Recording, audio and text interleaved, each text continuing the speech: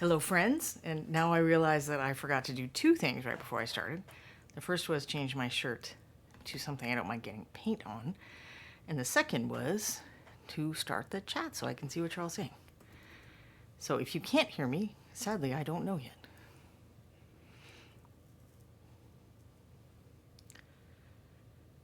Almost there.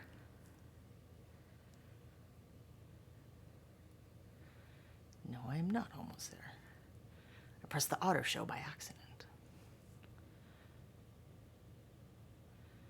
Always press the otter show, though. If you have nothing else to do, watch the otters. They are super fun. All right, I can see chat now. So hopefully, if you cannot see or hear me, you will say in chat. I hope everyone's doing well today. Am I in the wrong? I'm going to do something a little different today, but we'll do our usual catch up on what's been happening lately on the show. So I'll turn on that over here. So the last couple of weeks, I think, I was been working on these guys. I did move my camera a bit for what I'm doing today, so that's why I don't know what I'm doing now. So one show, and because there's been holidays, I don't remember how many weeks ago this is, probably 3 weeks ago. I worked on painting the basics of the scales on these guys. And then I finished off this one with just a black wash on the metallics and then tan colored armor. And then I treated this as a figure that we might assess as judges and give you feedback on at the MSP Open. Or you might get this from like an instructor in a painting class or some other context. And I painted this revised version. So the main thing that I changed here is we added texture on the belly scales instead of just doing the same dry brushing. But I was trying to use basically the same techniques. I see now that I made boo-boos that I need to clean up on this one because contest entries shouldn't have glaringly obvious boo-boos like misplaced metallic paint. But that will be easy to fix. I just want to make sure I do that before I take my photos. And I used a dark blue on the metallics instead of black. And then I switched let's see if there's a good place where we can see his equipment right there, I think. I switched the equipment to a very muted blue as well. And that was, so the idea, I did change the base. So this one had a green base, so the way I would describe this one, actually, hold on, I'm going to rewind even a little. I'm working on a blog article about this now. And I'm not sure if I was clear last week when I was talking about the difference between these two. Hey, Trash, thanks for subscribing. 36 months. Wow. That's a lot of months. You must like Reaper or something. So if you look at these, they're not going to be glaringly different in quality. So you might be like, how is this an upgrade from this one? And I wanted to talk about principles. You can see a little more on this side. Principles that aren't about paint techniques, because obviously if one thing is blended more smoothly than another on cloth surfaces, and if it has more, picks out the detail like these scales or on the shields or something better than the other, that's like, I don't want to say obvious because, if somebody's just started painting, that may not be obvious to them. They haven't developed their eye yet. But that's the kind of thing people think about. Technique-related things, dexterity-related things, how you use paint, how you use brushes, how you apply paint. Those are the kinds of things we think about as being the most important when we're trying to improve. And certainly those are a way to improve. But they're only, at most, half the picture, and then the rest of it is stuff that isn't as obvious, and those are some of the things I was trying to explore in these guys. So if you notice, this one has a lot more shading, and that's to bring out the shapes. So you can tell, the miniature is sculpted this way. I'm not making this up, that it dips in towards the spine to accent the musculature, and I'm not making it up that the tail, goes under. So if you're thinking about a light basically from above scenario, that section of the body isn't going to be receiving a lot of light. Those are all in the sculpt, but because of the size of our sculpts and the kind of light that we typically look at them under, we have to do for our miniatures what light would do on us or larger objects in our world. And that is like so super important to improving your painting. And it makes it, I mean, the thing, when I added these shadows, I don't think it even took 5 or 10 minutes. If you watched, not last week, because last week was the holiday, but the week before that, if you watched the show, it wasn't like I labored and it was horribly complex to add these shadows. It was a simple thing. So this is going to knock up, improve your tabletop paint jobs as much as or more as, a display thing that you want to spend a lot of time on. So that's why, even though you may be like, okay, how is this one better than this one? It's not really that obvious. That's one of the ways, was this idea of, you got to think about the shapes and you got to think about how to accentuate those shapes to take the place of what an in-scale light source would do on this figure. And some of that will be a little more, you can see in this view, and if you really have the light from above, and I can't mock up the light on here, which is why I have pictures for the blog. If you have a light from above, the light will cast, it won't cast exactly where I painted the shadows, but it will cast shadows in most of the places where I painted the shadows. And there will be some visual examples of that in the blog article. And then the other principle that's in this one is, there's nothing wrong with the colors on this one. It doesn't detract from the figure in the one in any way, but there's also nothing that contributes. Like, it doesn't add to the figure. So the colors are just kind of this neutral thing that they aren't working for you. So if you get your colors working for you, that's another way to start improving both how well, how much bang you're getting out of your buck for a quick painted figure, and then how your figure is being perceived for more of a display type figure.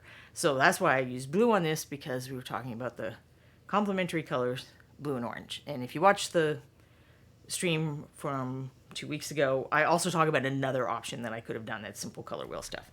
So I will just put those guys aside now. But while we're on the topic of color complementaries, that is what I want to talk about today, sort of. So I was thinking, I know I've promised you lots of contest stuff, but this is not going to be a contest-oriented episode exactly. I mean, it's not that this information doesn't help paint contest entries, but that's not specifically what I was going to talk about. Because at Christmas, I made a mental note that I wanted to do a particular episode, and I wanted to do Christmas in July, because what I really want to talk about is how to not paint Christmas. Hey, green users, Casmedia. Because when we talk about color complements, it's blue, orange, yellow, violet, purple, violet/purple, however you want to phrase it, and then red, green. Those are like the main color complements.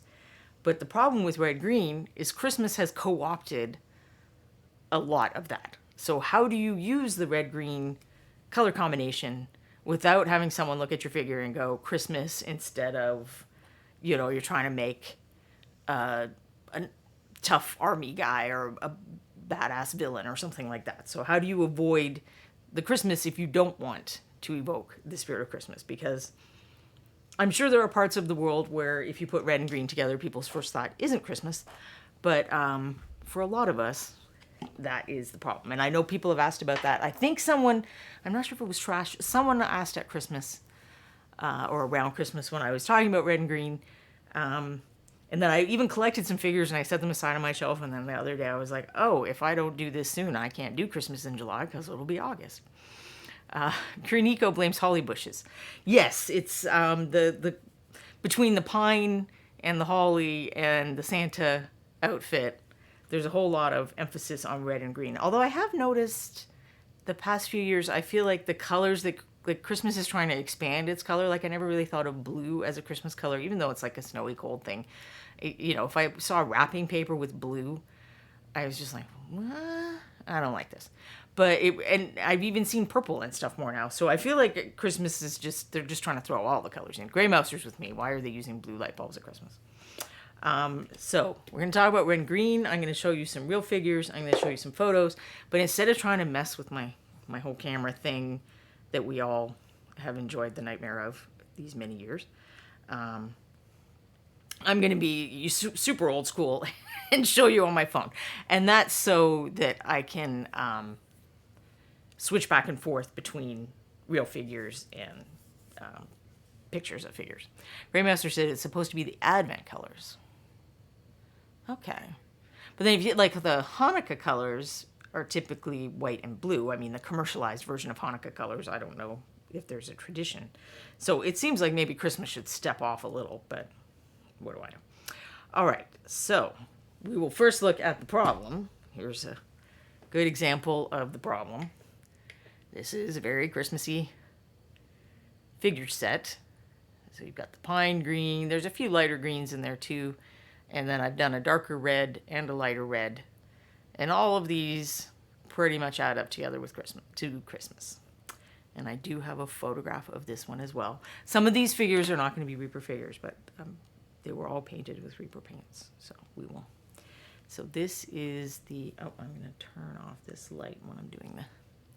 So this is the figure, and then that is the back where the Christmas problem continues to be very, well, it's not a problem here. I wanted Christmas colors, so it's not a problem here at all.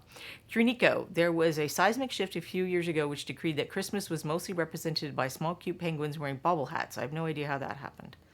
I remember a few years, this would be like probably a year or two before COVID, we went in Target and there were like just this array of like llamas and narwhals as Christmas decorations, like big blow up things. I was like, okay, everything's Christmas now, I guess. But we're not going to let them have everything. We are going to take back red and green as much as we can. So this does demonstrate one of the things that will definitely get people thinking Christmas if you do it on your figures. And that is there is also white. So if you're trying to do this kind of red and green and a snow base, or you use white as an accent, I'm sure there is someone who can do that in a non-Christmas way, but that would be a big challenge. I would also say that gold trim or gold as an accent color also is really easy to fold into kind of the idea of Christmas or evoke a Christmas spirit, especially if you're using these kinds of reds and greens. Kruniko, all praise the Christmas marble. Yeah, I posted about it on my Facebook page because I thought it was so funny, and all my friends were like, where do you get these? They're so cool. I'm like, okay, I guess we're all ready for non-traditional Christmas animals. I'm all about dragons, so I just put dragons on top of my Christmas tree now, and I definitely think that it should be the Easter dragon, not the Easter bunny, because dragons actually lay eggs, so I haven't seen a bunny do that yet. All right, so, and then here's another guy that I haven't finished him, so the white here is just primer, but definitely Christmas vibe. There's a little black in there too, but I don't think black, despite Cole and Santa's boots and stuff, I think you can do black and red and it's not Christmas, and you can do green and black and it's not Christmas. And if you do some of the changes I'm going to talk about, you can probably do green and red and black and it's not Christmas. So I don't think black has been co-opted as much, but you can use it as an accent color on Christmas. Trash is not a fan of Christmas minis on the whole, so taking red and green back for regular minis is good with me. I like Christmas miniatures. I like the idea of figures that we can paint and give as gifts to friends and family that do not, they don't want to know about orcs and demons and whatever other thing. And I just think it's a fun way to celebrate sometimes. But it is difficult that the whole Christmas thing has stolen one of the most powerful color combinations you can use. Gray Mouser. I guess blue is used in place of purple. Purple representing royalty and the coming of the kings, so to speak. Well, yeah, I guess blue was very much associated with the Virgin Mary in like the medieval and Renaissance times because of how valuable, like ultramarine paint, original ultramarine paint made with lapis lazuli, was literally worth more than its weight in gold. And the contracts to paint some of those pictures with the Virgin Mary and the baby and everything would include how much ultramarine you were going to be using. Like that was part of the upfront. There's going to be this much blue in it, and here's how much you're paying for that. So that may be partly how blue snuck in there, I guess. Green Eco would buy an Easter dragon sculpted by Julie. That is true. I should talk to Ron about that. I feel like I must have talked to Ron about that, but perhaps of all the things that I've hectored Ron about, I haven't gotten around to that yet. The Easter dragon thing, because I don't normally see anyone at Reaper around Easter. So let me just put that miniature to the side. So how can we do some red and green without it being Christmassy? So let's look at some figures. Maybe I'll just go in order here. So here is a picture. Now this figure is kind of interesting. because I use two kinds of red and green on here. So there's a desaturated like khaki green, and there's a desaturated wine red, and then there's, standard fully saturated red and standard fully saturated green. And this is probably, so you'll get some stories along with this. I don't know if you guys enjoy my stories or not, but here they are anyway. This is probably the first miniature I painted where I really felt like I was being artsy. And I was trying to convey this idea, but with that contrast that the living flowers are, saturated red and green, and she's in this environment, but then she is an undead person, so her stuff is all muted. And you can see my awesome sculpting here. Let's just zoom in and enjoy my amazing roses even more. But this miniature was not received with any great fanfare, so I was a little disappointed, but I had fun making it, so that counts for something.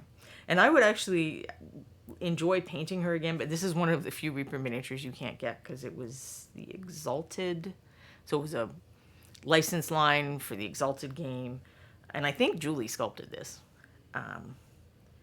And you can't get that anymore. There's a revised version of it in the current catalog, but I liked this one specifically. The back of the cloak was very challenging to paint. This is one of those things where a directional light source would have made my life a whole lot easier, but I hadn't really gotten around to doing that. And by directional light source, I mean instead of assuming that I could diffuse light from above, and let's look at the actual figure now, because I still have this one. Bob sculpted this one. I knew it was one of you. So here's the actual figure in real life. And actually, I think she looks way better on the camera than she did in the pictures. It captures the fine quality of the face sculpting that Bob did better. But this was a challenging cloak. And this is where sometimes doing some of the stuff you think of as advanced can make your life easier. So if you assume a diffuse light from above, it's like, where do you make the folds lighter and where do you make them darker? If you assume a light coming from the side here, just above and slightly from the side, that question would be so much easier to answer. I mean, I'd probably do the light from this direction, actually, because she's facing towards there and the flowers are there.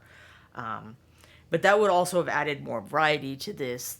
It's just a lot of that color, and I didn't, because this is an undead figure, I'm not trying to make super shiny silk. And this was, I mean, obviously, in years when I need to learn more about contrast as well, the ongoing challenge for all of us. But I could have added a lot of visual interest by doing that, and then by introducing some subtle colors into the shadows is something else that I would do now that would make this figure a little more, the color scheme a little more effective.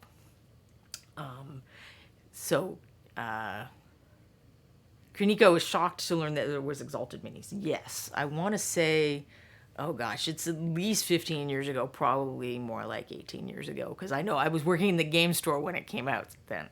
So that's kind of like, I can figure out the timeline a little bit that way. If you go to a store like nobleknight.com, I can't remember, I think Miniature Market has old stuff as well. You will find some of them still. It's just there's a handful of them that must have been really popular, or I don't know what happened, but those ones you can't get anymore. And if they do come up, they're like one of those eBay things that cost more money.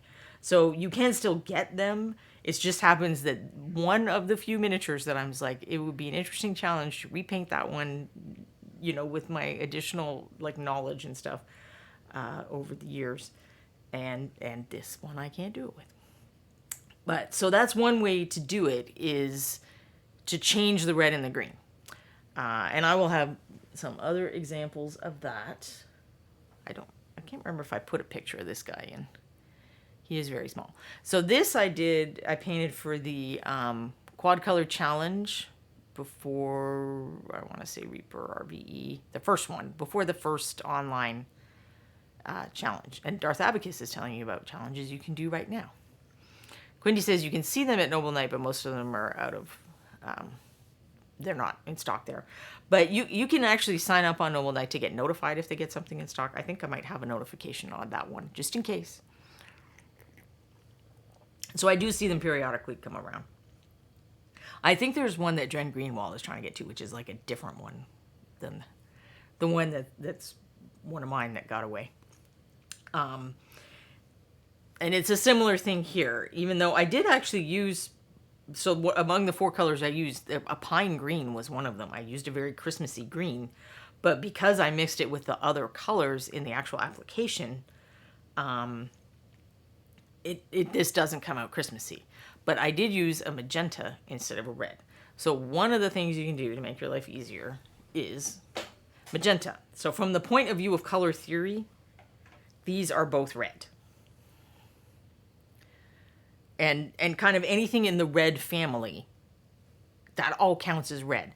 In English, in the English language, we have this distinction between red and pink, kind of on a, we think of those as two different colors.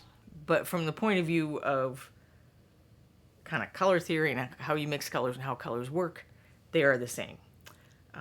And that's all. If you want to dive into a whole interesting thing, there's this linguistic theory about most languages, apparently, and there's some dispute about this, so I'm not saying this is 100% true, but that languages acquire color names in kind of a set order. Like all languages start with essentially black and white, light and dark, and then I think red is the next one, and then like yellow or green. But blue is pretty late. Like if you look at some of the old Greek things like the Odyssey and stuff, the word blue isn't in there. It's the wine dark sea and stuff like that. So they find ways of describing things without using a color term that is blue. And there's been theories about whether your language around color affects your perception of color. So there's a video of this on YouTube, I think.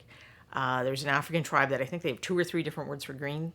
Like they've divided up green a little more closely than I have that, and blue's kind of folded into one of the greens, I think. And they did like a perception test with them where they'll have like a screen and one of the squares is just a very slightly different color of green, and they're all over that, but they don't seem to see the blue differences as well. The test I haven't seen, but that I think would be interesting, is my understanding that in Russia there's a different words for dark blue and light blue. So in my mind, that's probably a little like the English distinction between, pink and red aren't really the same color in our minds. And I wonder if Russians don't really think of light blue and, if to them those are 2 separate colors, light blue and dark blue. And you could probably do a perception test with those 2 groups of people pretty easily. And I don't know if anyone's done that. But anyway, my point was that is one way to do it, is you just go off the pink or the cool red side of red to start getting to use red. Oh, I did include a picture of him because he is so very small. So I think I used Elven green, violet red. So it was actually a magenta with a little bit of red in it, because I think violet red has a little bit of red. It's looking a lot more red on my screen than in my picture. It looks pinker to me. And one of the bones, like yellowy brown. So like rich leather, the other one that I'm not remembering the name of right now. And what was my 4th color? I think I used this. I think I used yellow mold. And my regret was that I hadn't used white, because I probably could have gotten a light yellow color mixing the rich leather or whatever it is with white. So this doesn't have quite enough contrast because of the color selections I made. One of the reasons I chose this is I know that, you mix magenta in this green, you get a really pretty dark gray, chromatic black, depends on how you want to look at it, but I love the color combination. So that was one reason I included that pair in my selection of 4. But I think if I was to paint this again, and I have thought about doing that, I think I have a unpainted copy somewhere, I would go with straight white to have a little more contrast, because the black I'm getting isn't quite as dark as real black or blue liner. And then by also choosing to not have the optimal white, I was compressing my possible value contrasts. So let's see who else we've got here. Well, yeah, there's another. I don't have this miniature with me because this is a miniature that belongs to Reaper now. But this is another example of just shifting your greens a little. So this isn't, quite a classic Christmas color. It's a little bit more khaki, like just a hair. And then this is, you see light greens sometimes at Christmas, but usually in combination with the dark greens. And then it's more of a wine red, a violet red, instead of, a true red. And this is the version of this, but so because of that, I still snuck in the gold. And, I use gold trim on her, and gold, her hair is essentially kind of gold. And I wasn't worried about that because I changed the green and the pink enough that I wasn't worried that adding in gold would evoke Christmas. So this is kind of the tabletop version of this figure. It was part of the Bones 5 Learn to Paint kit. And then I was trying to do a tabletop version of the original figure, which I had painted, which was this one, because this one was originally, I want to say, one of the Reaper anniversary figures. So it was only available for a month as a metal figure. And I painted this, but the colors aren't exactly the same, but the color principles are the same, where, that's not really a Christmas green. It's not super desaturated, but it's not a Christmas green. It's got a little hint of khaki, and this is like a little too faded and spring green, and then the pink is, of course, more, burgundy.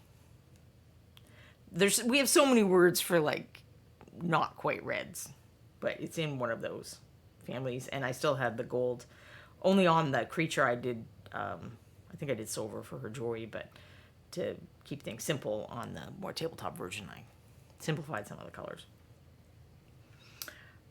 So I don't have either of those two because they both belong to Reaper. So here's another one that I don't have the physical figure because it belongs to Reaper, and it's a similar thing. I've used a very spring green, and I've used like a red violet. So no one's looking at this and thinking Christmas. I could have used gold on the jewelry. Now I'm looking at it, I think maybe I should have used gold for the jewelry. I guess I wanted to mix it up for some reason. I don't know. I don't think I have a back view of her. So let's look at a sort of different way of tweaking your red. So this is more, it's just on the cusp of orange, I would say. But I definitely wanted real red in there. And then the green is, again, it's a little softer. It's a little more of a spring green than, a pine green or the lighter green we use at Christmas. I thought I had this figure. I feel like I do still own this figure, and I just forgot to bring it over. And this one is a dark sword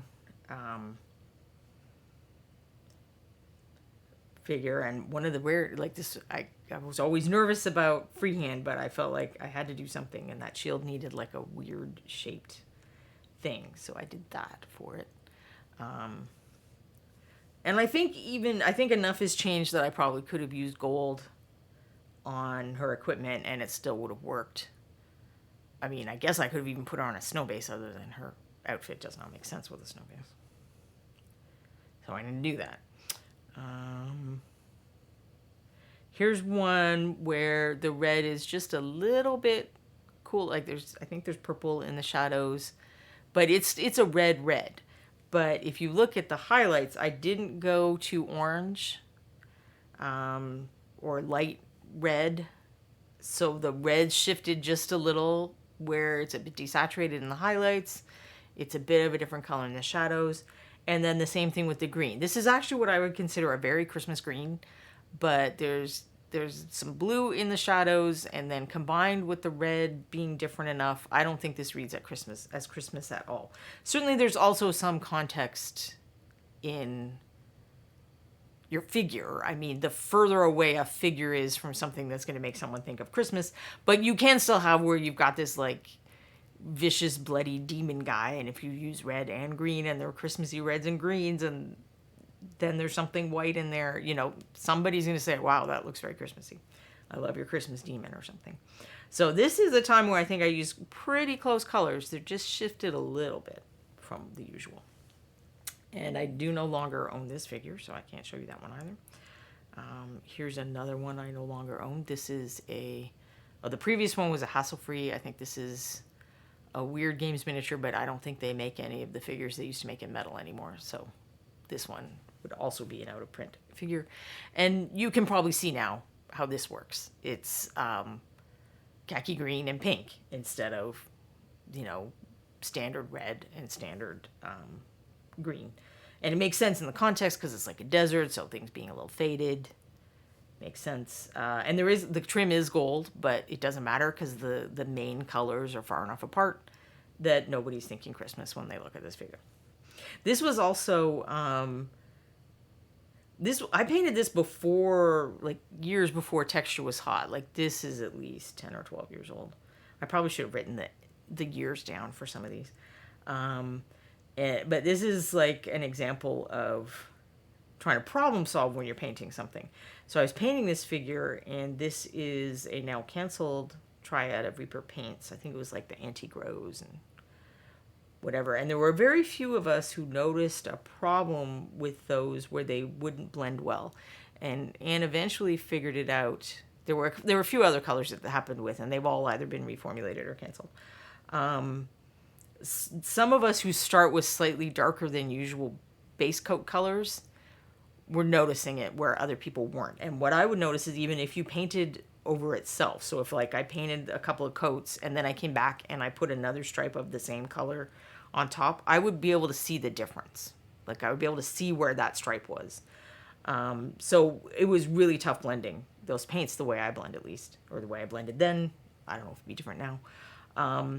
So after being really frustrated about it because I kind of committed to this color scheme and I liked it, I just tried to make her pants look like rough leather to solve the problem. And you can do similar things with, if you made a mistake in prep, or you got like your primer was a little rough in those areas or something like that, you can do stuff like that. I had another figure, which is not red and green, so it's not going to be here today. Well, and I only have pictures because this is another Reaper figure. But after I painted it, I noticed that there was like this little divot in a place, and it didn't look right. It was skin, so it didn't look right. I don't think I knew the sealer trick then, where you could fill stuff in with sealer, because it was probably shallow enough that that'd be fine. So I had already put a tattoo somewhere else on the figure, so I just stuck another tattoo there, and it totally covers it up. Like sometimes when you see people doing fancy freehand and stuff, it is to cover up other problems. They might be putting it over, they didn't get the blending quite right, or they didn't get the prep quite right. We're not always doing it to show off that we're super cool. Sometimes it's to hide other problems. I know Marika does that a lot, that she doesn't do the same level of blending on things she's going to put freehand on that she does as something that's going to be freestanding. Let's see what else we have. I'm making sure that I had to make this one safe for Twitch. So there's a small edit in there. This is a Reaper figure. Do I know her name? No. I want to say Harvey. I'm pretty sure this is another Bob and Julie one, so maybe they know the name. But this is in the Chronoscope line, of course.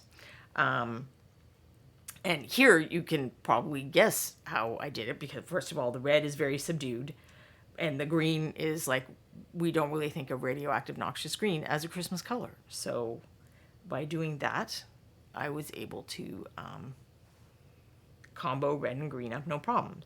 And there is an additional color. Her skin's pretty red. I was actually trying out, I'm sure Anne still has this posted somewhere, but she had suggested this like great color for tiefling or demon skin. And I think it was like redstone, and then you use like a purple color in the shadows, and I can't remember what for the highlights. So I wanted to try that out, and that's how I painted the skin. We don't have redstone anymore, but we're getting the new brick in as a Kickstarter 6 color, so you'd be able to do something similar with that. And then this shows another way to start shifting your red and green, and that there's an additional color in there that, apart from how we've been talking about how Christmas is stealing all the colors, this purple is not a traditionally Christmas color. So starting to add touches of other colors is another way to do it. And this is kind of white, but it's grayish, and I made it a warm gray, not a cool gray. So that's another way to separate away from things that you think of as Christmas colors. Yeah, she's fine, and she's not, the wings are separate, so I attached all that to the base and did the sculpting and everything, and then painted the figure and then glued it on. So despite my many problems with assembly and whatnot, this is an easy figure to do that with. All right, who else have we got? I could have brought these guys over, but I forgot for some reason to do it. This is a bunch of the Pathfinder little goblin dudes that you can get in Bones. So these are like Bones Classic. And most of them are variations on a red and green color scheme, but I was trying to mix it up between them. They were each painted individually because these came out of years ago, back when I still went to Gen Con. They used to, I mean, maybe they still do. They do like a celebrity speed paint. And then the figures from that, somebody's usually made up like nice bases and they make a wooden display base that they each slot into and they sell them at the charity auction that they also have at Gen Con. So it was a competition, a good natured competition between people that were, mostly I knew and were my friends. But the ultimate goal was to raise money for charity. So I didn't want to suck for charity, and I'm not much of a speed painter. I had managed to avoid getting roped into this for years, and then one day the lady that used to run everything there, Sue Wachowski, is like, wait a minute, why aren't you doing this? And I'm like, because I don't speed paint. But she's like, nope, you got to do it. And knowing that I don't speed paint, I practiced speed painting. So each of these was painted at a different time, and I should have brought them over because I think on the bottom I wrote in Sharpie how long it took me, and most of them were more than an hour because it took me quite a while until I was making that hour deadline. That was the nice thing about the celebrity speed paint is we actually got an hour. The regular speed paint things at Gen Con I think are 45 minutes because there has to be time for judging and giving out the prizes and stuff. And I may be good at some things, but I am bad at being fast. So each of these, I was kind of playing with a red-green thing because goblins have green skin, but I did it in different ways. So he has moved it a little orange. And then his armor is kind of a version of red, too. It's just a really desaturated red, and then, of course, he's got his little pink tongue. This guy, similar thing. It's just an accent color, and then he's got black, and his tongue and his eyeball are red. This one has a lot of red, but, those little touches of teal and the orange highlighting, I think it manages to avoid Christmas at all. This one isn't as much, I gave him red feathers for trim, but apart from his skin is green and the red feathers, it's not as much of the green. I thought this was a different set. I painted both sets of these, the ones with torches and the ones without, and I thought I found a picture that had both in it, but now I see that these pictures are of the back. So I don't have the pictures of the torch guys, which of course the torches were red, so it kind of, torches are red, goblin skin is green. It came baked in with a red-green thing. But my opinion for making non-traditional skin colors like red or blue or green or whatever is I treat it kind of with the same idea as we have with real people's skin colors, because we call people's skin colors red and yellow and brown and black, and they're not. They're various shades of tans and desaturated oranges and desaturated pinks. So I do the same thing when I paint, unless I'm trying to paint something that's like really cartoony, like I'm blanking on the name of the big-headed guys. It's like not anime. Reaper's got the whole Halloween line of the chibis. Unless it's like a chibi, I probably won't go very saturated with the skin. So I'm going to do stuff like this where it's, not that full-on bright green. It's like I used white instead of yellow for highlights to dull it down a little. The Bonesylvanians are the specific chibis that Reaper has. Thank you, Quindy. And then this is a little more khaki green, and this is more spring green, and this one has a little more blue. So just trying to shift colors a little to make them more realistic for skin tones. So, all right, let's see what else I have. Oh, I remembered I meant to do a digital edit on this guy last night, because I think, despite the fact that he is a Christmas figure and I painted him in Christmas colors, I think you could just change the white trim and probably make it not look very Christmassy. Just the combination of the green touches are small, the red isn't like that super Santa red. I mean, if you stuck them on a snow base, I don't think there'd be any hope with that. But I may try to remember to do that for next week, or maybe I could get my iPad and try to do it with you guys watching. I don't know that I could do it without glare on the screen. but do a little digital edit to this guy, who again I no longer possess to do it with physical version. Now here's this. I'd be interested to know what you guys think. So my recollection, this is one of the like probably the second year I was painting. So this is probably one of the first 10 or 15 figures that I painted. Chromatic Miniatures agrees that we could shift that out of Christmas territory. This one I think I shifted into Christmas territory, and I'm not sure I was right. So I think I was painting her, and I just meant her to be an elf, and then I putting in the like red brown armor, and it started seeming Christmassy to me. So I just was like, all right, let's just embrace this. And I made a little plan. Originally, there was a fourth leaf of whatever this pretend Christmas plant is meant to be. It's got like white berries in there, but at some point the leaf fell off. But I had the gold trim, so I was just like, well, let's sort of embrace the Christmas. But now when I looked at her again, because this one I do have, where is she? Did I not bring that over? I didn't bring her over. Maybe I will have to continue this next week. I was thinking she might be a good candidate to do like a paint over edit thing on too, because I don't think this wasn't for a contest or anything, or if it was, I don't even remember. So I don't think I'm emotionally attached to this one where I feel like I can't change. This is a recording of a moment in time. I don't think this is a recording of a moment in time that much, and I think I could change it. So maybe this would be a good paint over edit. So I don't know if this one seems Christmassy or if I'm like forcing the Christmas. I don't know what you guys think. There, I don't think I included the back picture of her. I didn't put this guy in either. Apparently I did. I think I pulled the miniatures out and then I went and looked through my photos and I forgot to go back and grab the additional miniatures. So this one you might know if you watch Reaper Errant. This is my character, Fathom, the magic user. She's not a warlock at all. She's totally a warlock. Trunico says she looks like a royal guard in a Christmas-themed uniform. Oh, I like that.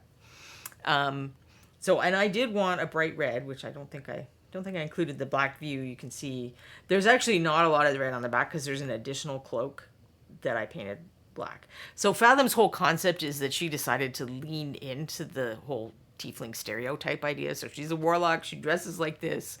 She doesn't care what you think. She's cool with it. So I like the idea of having the red and black. That's like your stereotypical, I'm not so nice colors. And I did some tests for this. There is an article on the blog where I did like digital tests. So I got the picture off the Reaper web store because it's a white. So the whites are the pictures they take for the store. So greens are the figures that they get from the sculptors. And I think we call it that now, even whether it's a physical or digital sculpt. And then whites are kind of the picture of the figure that they shoot and put in the store. And back in the day, because they were metal, you had to prime them. So they primed them white and then take the picture. But there's enough shadows and highlights in that you can kind of do a digital test. You like put that in and you set it to lower transparency and then you work on top of it with your digital program to do a color test. And I tested a bunch of different colors and I ended up going with this scheme, which was like half of one thing I did and half of another. So where I get away with the red here is, first of all, there's a lot of black. There's also some purple in her hair.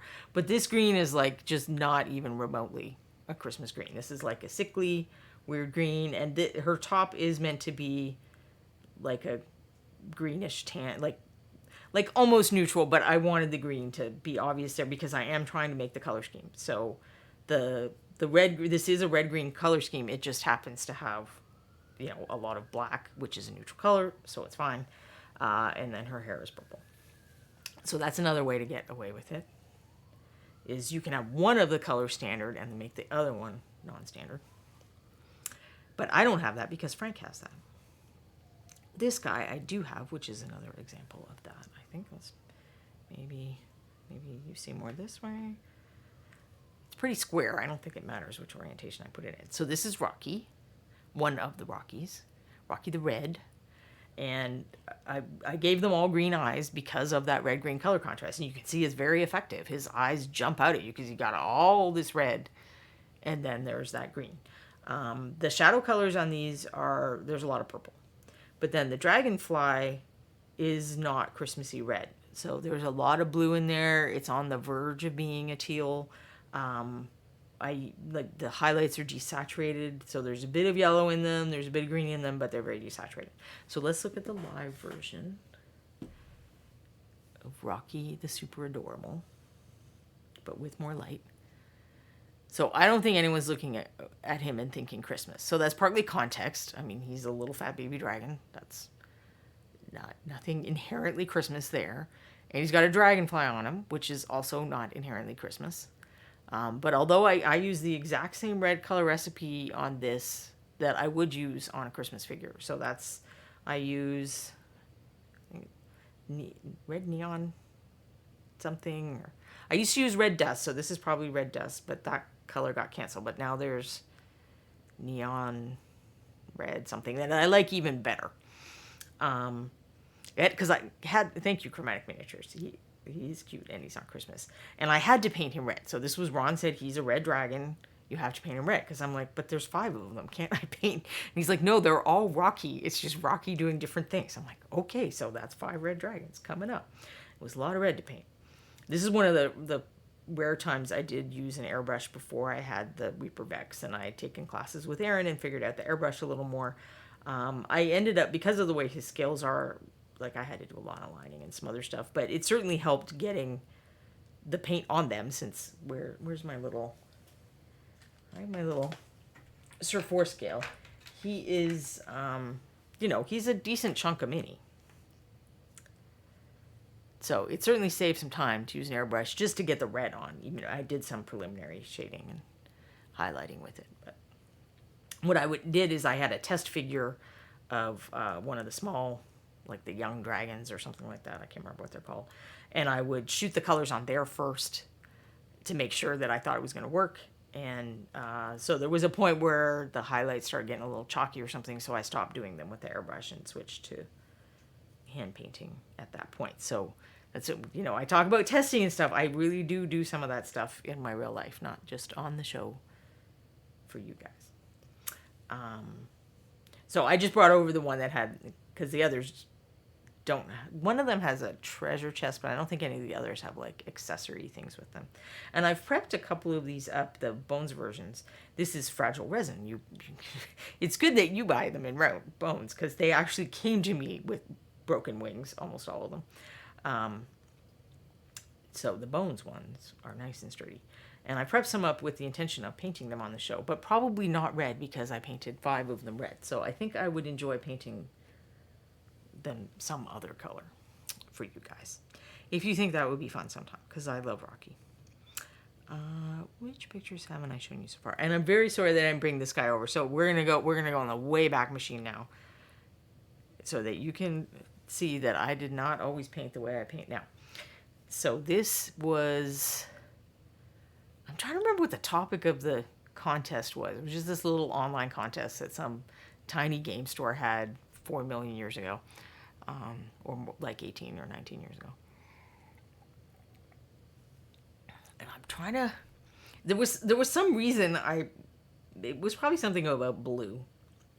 And I had painted one of these Warhammer Goblin guys out of my husband's box set previously, just for practice, and it just totally made me think of a Smurf. Like their little hats made me think of a Smurf. So I decided to paint a scenario where the sporty Smurf, I don't even know if that's his real name. I don't actually know that much about the Smurfs. I had to do research for this because I'm like, I don't know about the Smurfs. There's a cat and there's like a beefed up one. So I'm like, the idea is that he's taken like a growth potion or something, so now he's a lot bigger than the cat, who I want to say is Azrael, but I think Azrael is the bad guy. I can't remember the cat's name. You can see that I'm super into Smurfs. Chromatic Miniatures would enjoy seeing them in other colors. And definitely look around online. People post pictures of them on the Reaper Facebook group, and I've seen some amazing versions of Rocky the Red and not red. And I keep hoping he'll get a girlfriend, like Bertha the Blue, or like I feel like we need more cute little fat dragons. He's so lonely. If they're all Rocky, he needs a friend. That's what I think. And I have tried to work on Ron about that, and I don't know if he just ignored me. And then, in case anyone's wondering why this base is so thick, this is the lid off a kind of cat treat they don't make anymore, but I was like, oh, I could use those as bases. I didn't know where people got different size bases and stuff then. Like I would only be able to find the rounds and the squares or whatever were in the game store at the time. It's so much easier to get bases now. And I mean, base boss, and then some people do the plinths that they're more easily available. Oh, Chromatic Miniatures would specifically like, see my take. Okay, I would like to do that because I love those little guys. They're so cute. That's why I still have them. Reaper doesn't have those ones. I'm like, you can have the pictures, but Rocky is mine. And then from the back, you can see where there's more of the Christmas thing, because and I did look this up, the mushrooms in their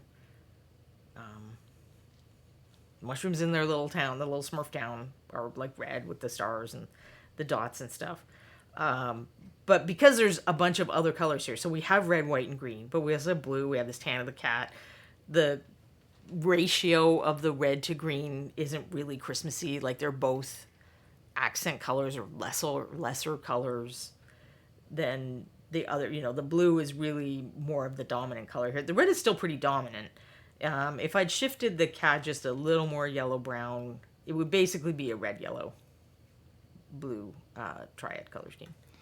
But and I sculpted this this awesome bar belt. That this was tough for me at the time. I had to do balls and then put them on a paperclip or something and then get them in his little hand. I might have actually had to get them. I think I put one on and then slid it through the hole in his hand and then put the other ball on. But this was me stretching my skills at the time, and I want you to be able to admire all of the complete lack of contrast on that white, or the mushrooms. The mushrooms don't have any contrast. The cat doesn't have this. One of the miniatures I painted most often. I think I painted this cat like 3 times. So we all start somewhere. Look at those awesome eyes. Very well done. And he's still in my case. I'm proud of it. I don't think I won anything. I think I made a lot of people laugh, but I don't think I won anything in that contest. There were only like 7 entries, so I'm not saying that I thought this was like a massively winning entry. This is back in the day when these little online things were not well populated. All right, have I missed anyone here? Yes, I've missed this one. And this uses the same principle. It's like, so this is very much a Christmas green. The red's a little orange shifted, but there's a bunch of other colors happening here. So there's a lot of brown. Now, the colors are all harmonized. I did pick those, I picked the red and the green kind of as and then this yellowy orange color as sort of the main saturated colors. And then there's a lot of browns of various stripes. Because this one I do have live. We're going to have to zoom out, I bet. This is kind of an example of some stuff not to do on a diorama, possibly. So this was for a contest that most of my most creative stuff has come out of this contest, which was Iron Painter. It was purely for eventually they started having prizes, but when I was doing it, it was just purely the challenge of it is why you would do it. So there would be a theme topic every round, and this one was Cloak and Dagger. And you got a lot of points for theme, so you tried to hammer the theme, usually. Sometimes it would work to think outside the box, do a word play twist or something like that. But usually I tried to find at least 2 or 3 ways to emphasize the theme. So we have a literal Cloak and Dagger. I always try to go literal if I could. And then these guys are, noble spies or something that are doing something, and then he's going to assassinate one of them, or he's spying on them. So I was trying to kind of do a whole scene that evoked that, as well as have an actual person with a cloak and dagger in the scene. These 2 are Reaper figures. Do I know who they are? Absolutely not. This is not a Reaper figure. This is 7th C. And they have some interesting characters. You can see that, it's not as obvious on this one. Some of them, they're a little smaller scale than an equivalent Reaper figure. But they have a whole set of, it's like a man and a woman in a pack. And they're reinventions of different Earth cultures. So I think this one was like the Spanish themed one, and then there's like a French themed one. And, so there's some cool looking I think those are obviously all out of print too, but I think that Noble Knight is more likely to have those. So you can see that even though he's like the skulking thief, I drew the colors of the I picked the colors that I was using and I drew those into him. If I were doing this now, I might tone those down a little. I did make so it's like the clothes he's got under the cloak, so he can still skulk around. He's not kind of giving everything away. He's not going to stick out too much. But I might fiddle with those a little if I were doing this again today. I don't know. And then I guess separating the red and the green between the two characters also helps. But introducing this, it's gold, but it's really an orangey yellow. And that color just has nothing to do with Christmas. So introducing that and then the large amounts of brown just totally makes it not Christmas. So introducing additional colors is another way to keep you want to use real red and you want to use real green, or the Christmas versions of red and green. Doing a tetradic, so a four color scheme where you've got red and green and then you've got blue and orange, or you've got purple and yellow, or you just have a lot of other neutral colors that aren't white. Is a good way to do that.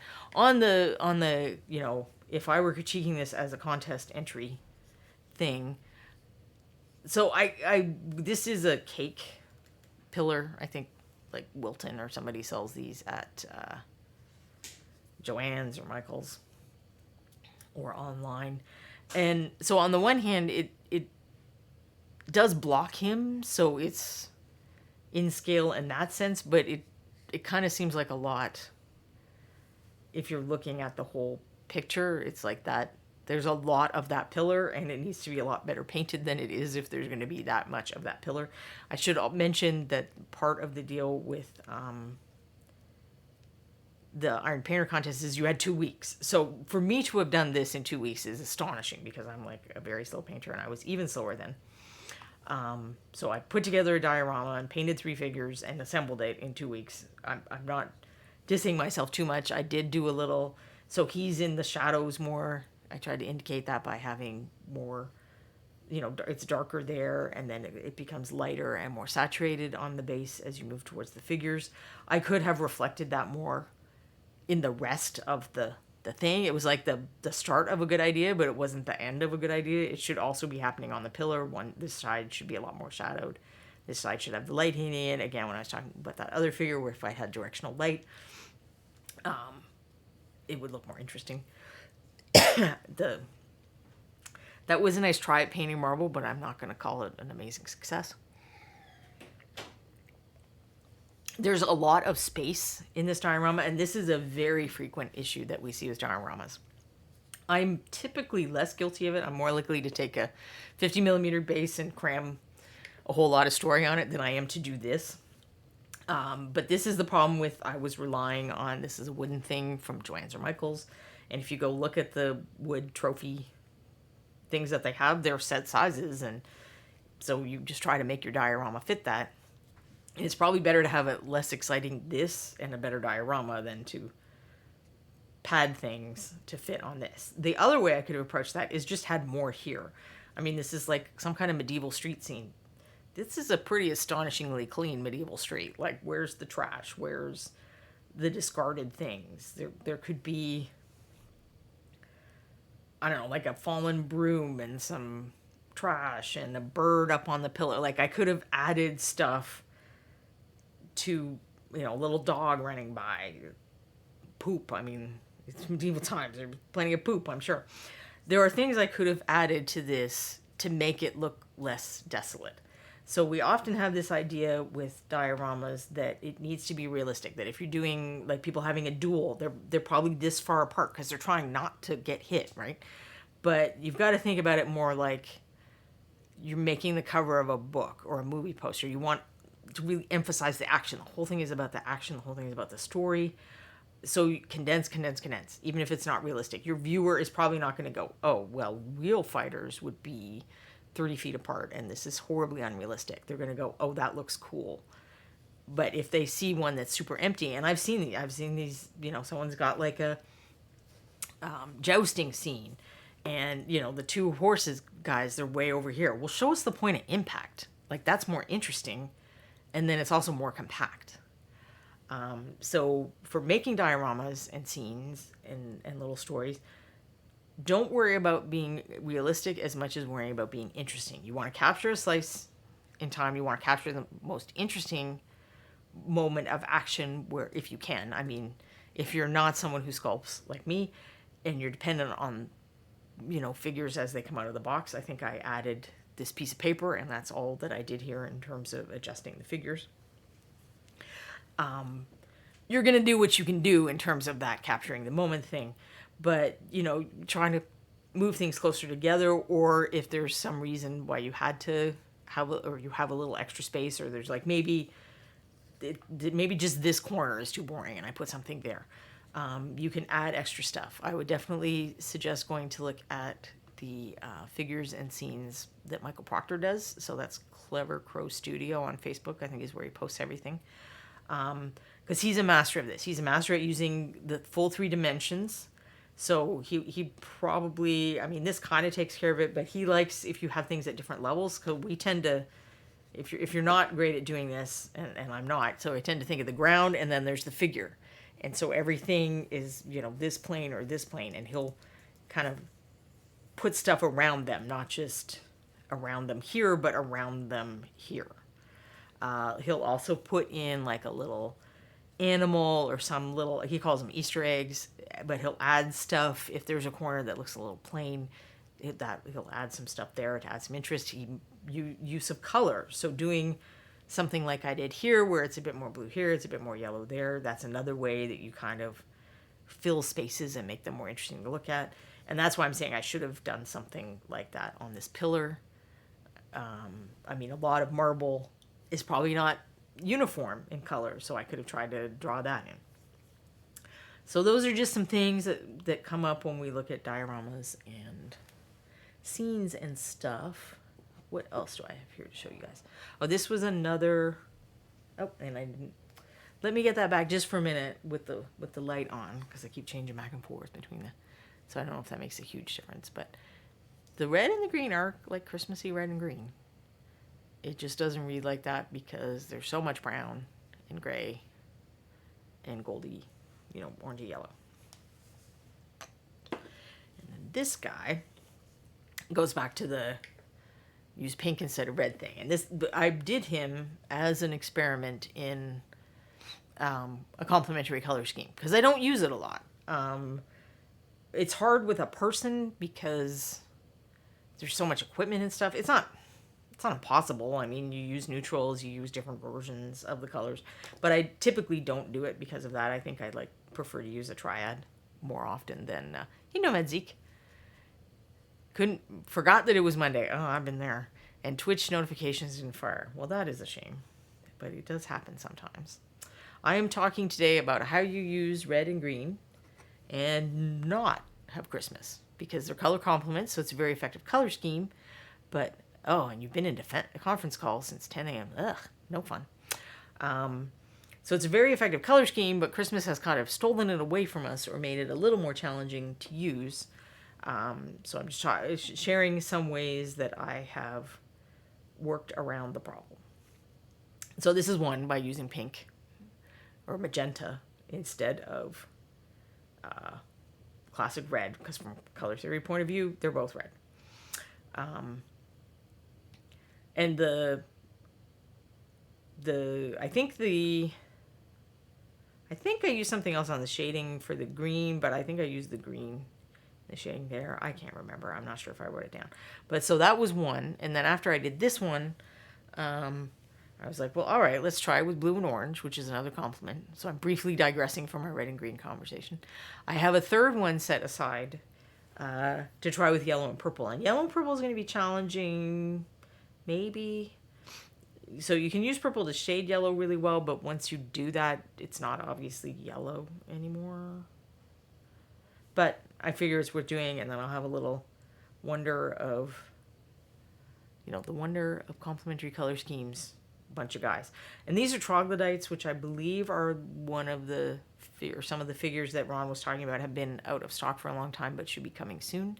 It's one reason I haven't shown them much before, because I keep looking online and it says 0. And it's like, well, I don't want to put pictures of something on the blog or whatever that people can't get. But I also figure I need to do the third pair. I need to do the yellow, purple, and have all 3 of the complementary colors, the main complementary color sets, as an example. So I'm very bad at knowing what color things are supposed to be in classic D&D, and I'm pretty sure that troglodytes are not supposed to be this. I bet they're supposed to be boring brown or something. But in my defense, I painted this one, I think around the same time I painted that goblin. So it was like around Reaper Virtual Expo, or the first thing when we were doing everything online. And the theme was, Brindwin and all the pirates and stuff. And I was reading, I helped edit the material that Joseph wrote, all the really cool background stuff for both of the 2 pirate cons. And so there was a lot in there about like exotic colored jungle creatures and stuff. So I think I was going off of that vibe instead of whatever troglodytes are actually supposed to look like. But my guess is when I show these to Ron, he's going to be like, oh God, you did that so wrong. Not, they're not for Ron, so he doesn't have to worry this time. This one time, he doesn't have to worry about how I messed up his dudes. Because I have messed up some of his dudes. All right, so these guys may be familiar to you, and if you haven't been watching since around this time last year, and you are interested in more contest-related content, these are both figures that I had speed painted or just painted up quickly for our game, that I went and looked at. It was like, okay, if I was a judge at the MSP Open, which I am, but if you were a person who brought this miniature to me, here is some of the stuff that I might talk about as a critique. And then I tried to, put those things into play. So you can see like a before and after, and there's a blog post on both of these. There's like an overarching blog post that I bet Quinny is going to be very kind and find. It's something like understanding critique, or critique something or other. I'm helping you a lot, Quindy. It's on the front page, and it's one of the bolded ones, I think. But that's kind of like an index to a lot of the articles that I've written that are specifically about the MSP Open, or about contests in general, or problems that judges often see at contests. But it includes several of these before and afters. There's a couple of digital ones, I think, and then there's a couple of I've actually painted these ones. And this guy was one. And so he's got a red loincloth, and I had painted this guy originally. I used to do like a paint take thing. So if things were slow and people didn't need any advice or help or whatever, I would work on this guy. So over years, and I put some kind of green on him from the beginning. The pouch was actually one of the best parts, the way he was originally painted. So I'm like, well, I don't want to lose the whole pouch. But because it's such a small amount of the figure, so you've got the context, it's a small amount. I use dull greens on the base. Even though these aren't super far off from classic red and green Christmas colors, nobody's looking at this guy and thinking about Christmas. Hey, I'm not sure how to say your name. Aderka44? Aderka 44? Good afternoon. Thank you for joining us. I'm talking about how to paint red and green without having it look like Christmas. So we're doing Christmas in July, but we're doing not Christmas in July. And this guy is a bit of the same thing. So he's got the reddish apron, but it's more of like a brick red or a pottery red. And then his pants are a softer kind of green. So by shifting the colors a little, by desaturating them a little, there's nothing about this. Even though he's got the snowy white hair and Santa beard, I don't think that anyone looks at him and goes, oh, Christmas. It also helps that you really don't see the green from this side, and you don't see that much red from this side. So that's another way to do it. If you have a figure where, it's going to look different at different angles, you can kind of have one color on one side and one color on the other. You are losing the effect of the color complementary a bit then, because the colors do have to be visible next to each other or near each other for the powerful effect of complementary color schemes. But it is a way to do it. I'm just double checking my photos. I think we're all on live figures now. Let's see. This is one where this is very much like the same colors I would use as a Christmas green. But the red is, a reddish brown leather instead of red. So I don't think anyone is looking at her and thinking Christmas, even though she's a nun. Although clearly she's not, a traditional nun. So that maybe you're not looking at this and thinking Christmas anyway. You're looking at this and thinking Glockenbooty. But that is how that worked. I'm trying to remember how I painted the metallics. I think I probably just painted on the purple as thin down paint. It might be ink or something though, because they seem shinier than it would. Yeah, I'm pretty sure that's ink. So I might have worked up from the purple ink or just painted purple ink over it. I'm not super happy with the metallics. I'm not unhappy. Like I was starting to achieve a better contrast level in general. Like you look at the boot highlights. Let's maybe zoom in a little. Where's my focus? And some of the skin highlights and the green. I mean, I got some nice, deep shadows and then bright peaks on the folds of the green. And then, I mean, you do have to highlight the Glockenbooty if you're going to paint it. But I'm not very happy with the metallics on this one. I have pondered whether this should be another, repaint experiment as well. Because last year, I guess I was doing ones that were more, bronze level, and I figured I should try to do a few that are silver level. How would you start working up from silver level? This figure, so this I painted in a class at long ago ReaperCon with Erin Lovejoy, and it was about speed painting miniatures or painting quick, good miniature. I can't remember what the title of it was, but it was interesting and kind of painful because. So he's like, all right, you turn off the lights. Like, no, we used to have desk lamps. ReaperCon was like, there were 2 or 3 classes going on at the same time. So there were desk lamps for everyone. It's much different now. There are like 10 or 12 classrooms or something. But then we were also in the factory, which is not nearly as well lit as a nice hotel area. But so he had to turn off all the lights. If you used a magnifier, he had you take your magnifier off. And he's like, the point of this is to paint it quickly. If you look at it a lot and you get upset about like how awful it looks, you will not be painting it quickly because you'll be going back and fixing things. It's very traumatic for me. You guys know how I paint. But it was an excellent exercise. It was a good shock to the system, and he made a lot of good points. I cannot remember if he picked the colors. He probably did. So it's got red and it's got green, but this is just, it's a wine red. It's a little bit pinky, a little bit burgundy. And then the green is not, a saturated Christmas green. It's dark, but it's a little softer. Daka Daka Flame subscribed for 21 months. Wow, we've got 2 long-term subscribers resubscribing today. Quindy agrees that it does sound traumatic. It does, but look, I mean, we even got vegetation on the base. This was like, 1 hour, 45 minutes, 1 hour, 50 minutes, one of those classes, because you have to clean up and give people time to get ready for the next class. And I painted the whole dude. Like, I've not painted a lot of dudes in less than 2 hours. We'll just say that. I think he's even got little lips here. Does he really? Yeah, he's even got color on his lips. Look at that. I mean, it looks like maybe he's been rubbing raspberries all over his face, but he's done. If I put this on, if we zoom out a little, he's very visually effective in terms of the arm's length test. Like, you can see what all the different things are. The color combo is good, which again, I think Erin picked that, not me. So he does what he needs to do for a tabletop figure. This guy is unfinished, but the unfinished part is the base. Because some of you may have heard the stories of these Victorians before. So there are like 4 Victorian figures. In bones, there's only 3. But if you get them in the metal, there's an additional woman. So there are like 3 women and this guy. And I've always liked them.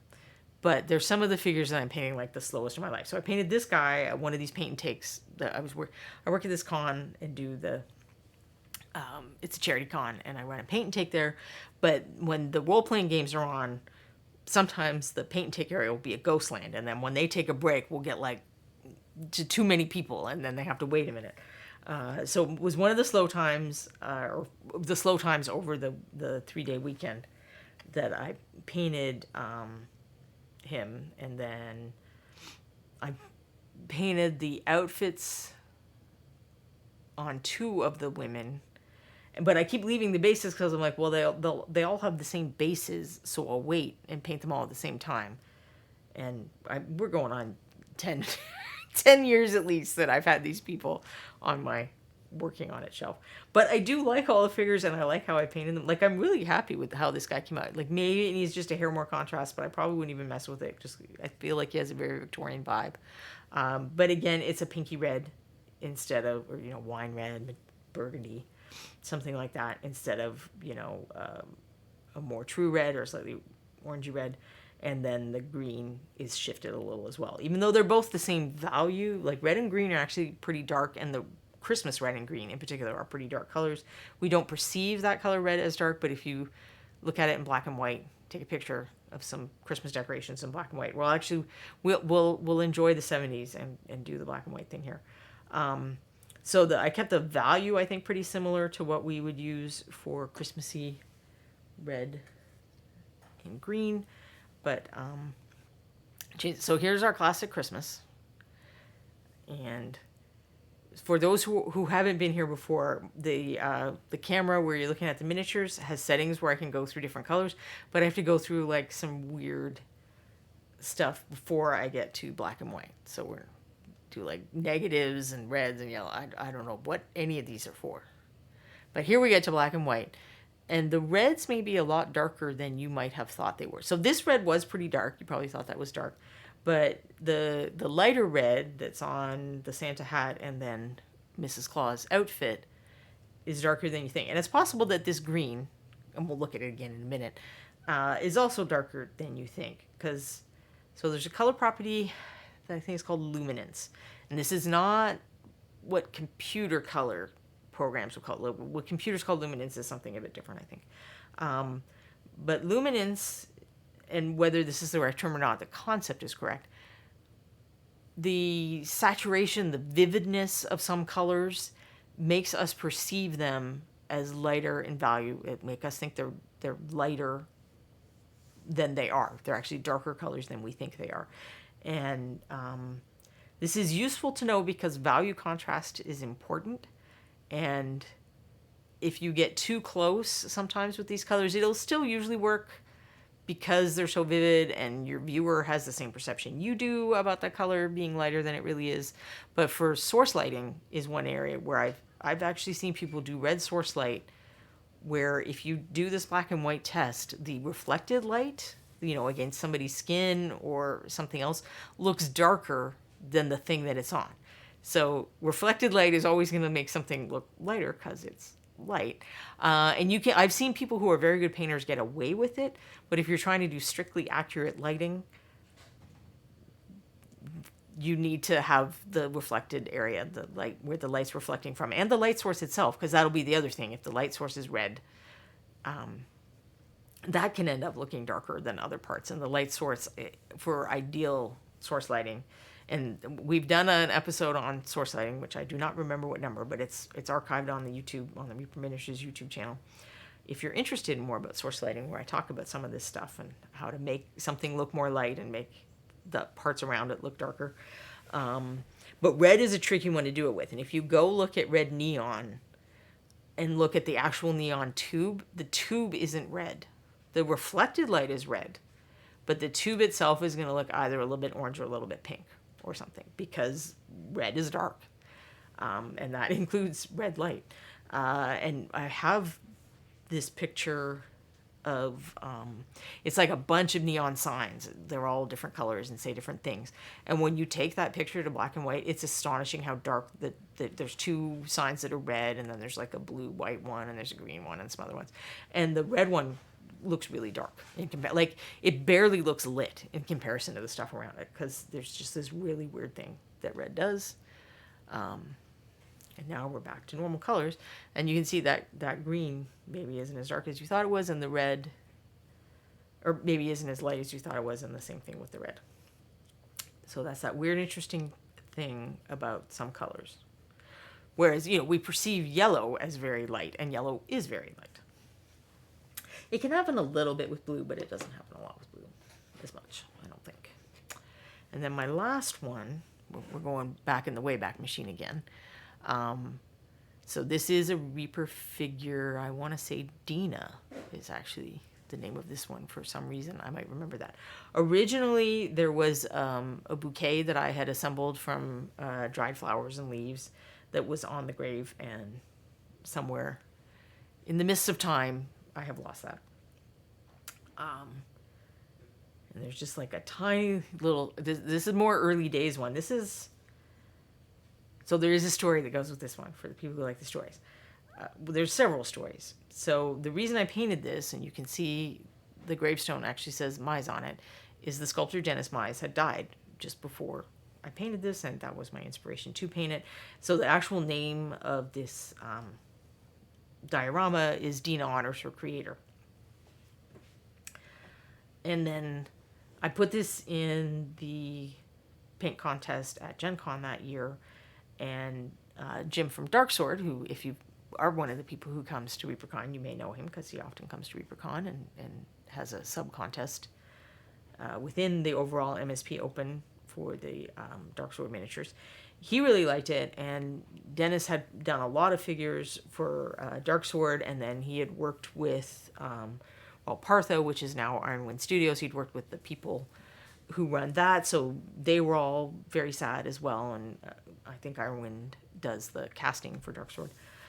So he commissioned me, and this was, I think, it was either my first or second, like, paid doing things thing. Like, I didn't go out and try to become a pro miniature painter or whatever.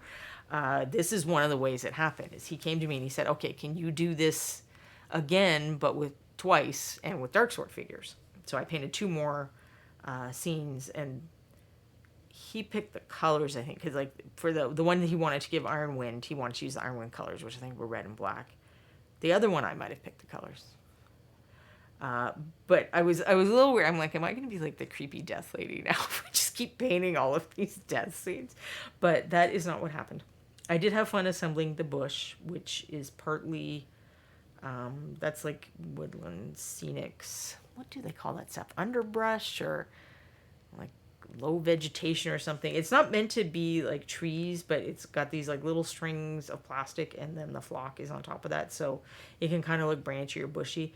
But then I took real dried flowers and glued it in there to make the bush, and then I was very proud of myself for thinking about the fact that petals fall, so I glued some of those down there. Now the groundwork in general, I probably should have tried to do a little more with. We all know that basing and stuff like that is not my strong area. This was one of my first miniatures where I was starting to crack the hair code too. So this one kind of stood out to me for a few reasons, and that it, got or it means my, like this, I wouldn't repaint this one. This is a miniature that marks a moment in time. It marks that moment in time that, someone talked to me about painting miniatures for money, and it was a contest entry, and I had painted a lot of Dennis Mize figures, and the way he did his anatomy, I mean, I kind of call it heroin shit, because she's got there's a lot of rib cage, but the facial structure and stuff, and the fact that he sculpted the women pretty slender, let me see a lot of the underlying structure of the body, and it helped me learn to paint better by unconsciously teaching me anatomy, I think is what I'm trying to say. So I had appreciated what he contributed to my growth as a painter, and the classic figures he had done for Darksword and stuff, so I wanted to do that. But this was one of the first times, I think, where I started figuring out my way of doing hair. So I had admired, the time when I was learning to paint, Sue Wachowski, the person I mentioned who organized all the painting events at Gen Con for several years. She was kind of like the queen of hair. But unfortunately, it just seemed whenever I was at ReaperCon, because she would teach at ReaperCon, she taught at Gen Con, she never seemed to be doing the hair class, or she was doing it at a time when I had already was signed up to either teach myself or do some other event or something. I don't know if I was even teaching then. I don't think I was. But it just never worked out that I was able to get in her hair class.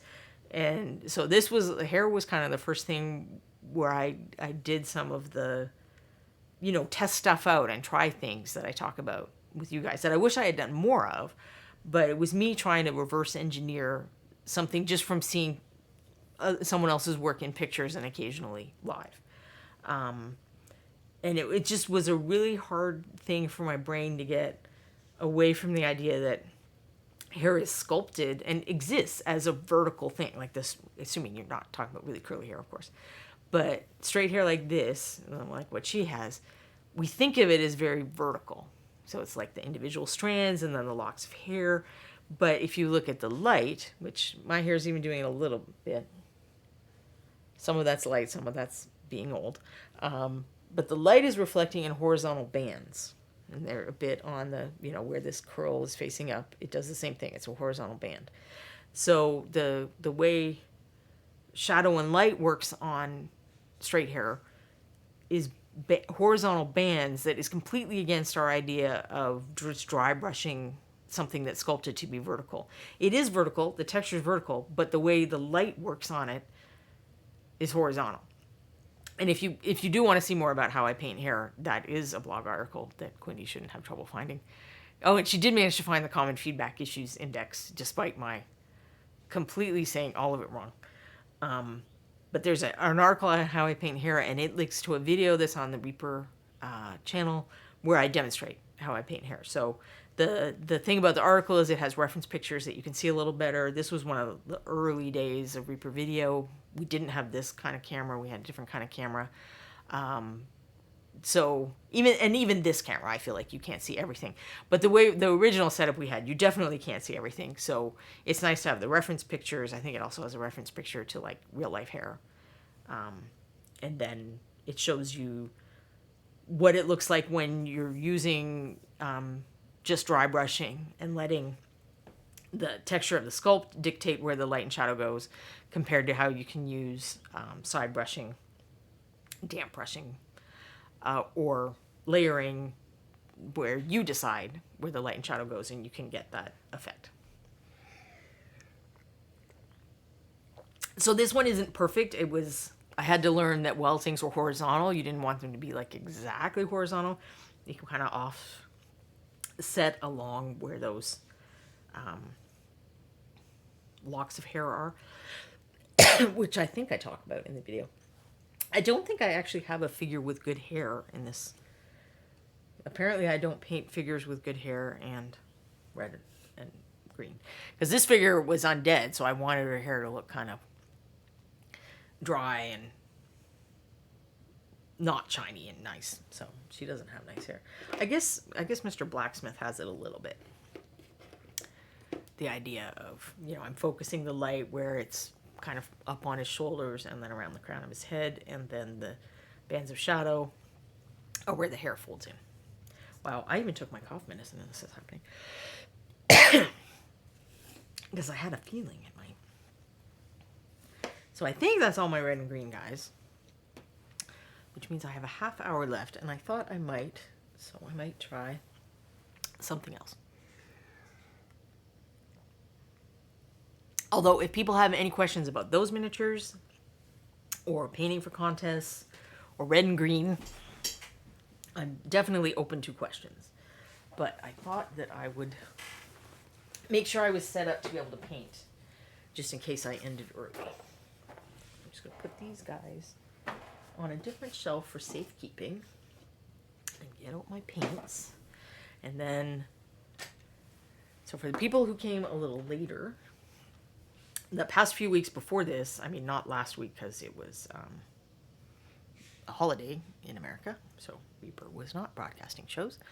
I worked on these guys, and there will be an upcoming blog explaining what I was doing.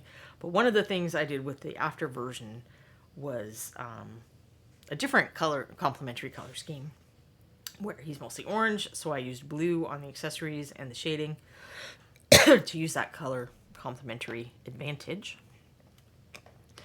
And I also have a kind of yellowy version of that snake, or a slightly different sculpture. This was my original test for the class that I did, and I had to use more paint colors for this, so I ended up working out the other color scheme because I wanted to use fewer paint colors so people didn't have to get too many paints if they want to follow along. So I thought I could try doing like purple-y shading on his weapon and stuff and see how that works.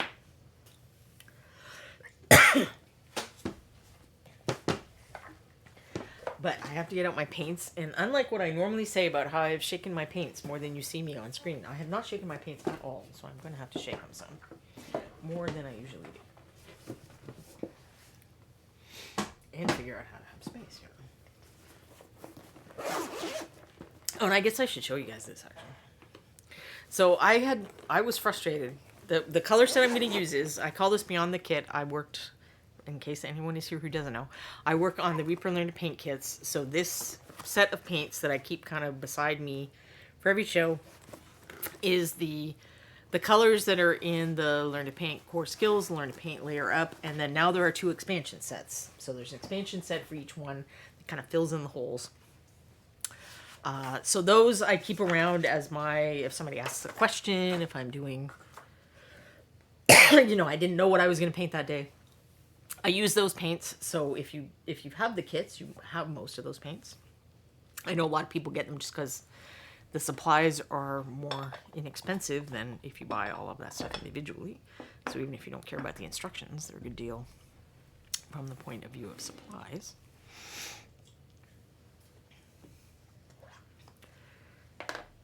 So that is why I use those colors. But let's see. It would be kind of cool to do him bronze, but then is that too similar? Is that too similar to his? Yeah, it seems like it's too similar to a scale color. So I think that I will just use the blade steel again. So look away for a minute, because I'm going to have to move the camera some to actually stay in focus, because I had moved it up for showing the other stuff. Even that might be a little... Okay, my apologies if I'm making anyone seasick. So I will start with the classic blade steel. And this is one of the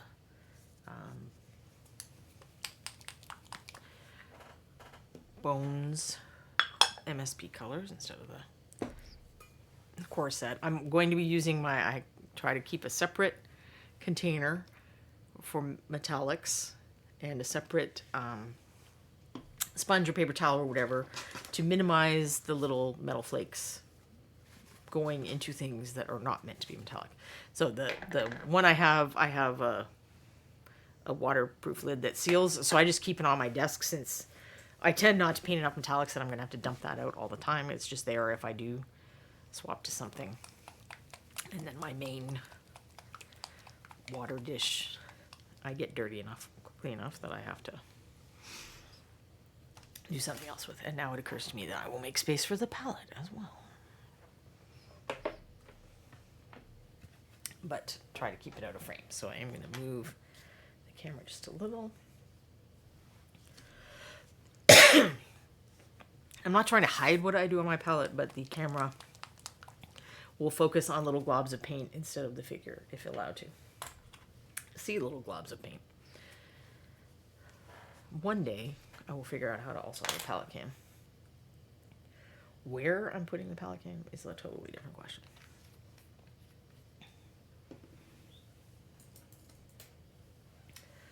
And I might want to see, because I'm an old person. I see Quindy has put the links to the Learn to Paint kits. Now, I did this with the other figure. Maybe it is worth doing here. That if you put a dark coat down, it will help you. It will help metallics look better. So I actually have my choice of purples. I have royal purple and imperial purple. And I kind of love imperial purple. So I'm going to do that one. And then mix it with black to make it a little darker. Because I will have to do fewer coats of the metallic then. And metallics are like a little thicker.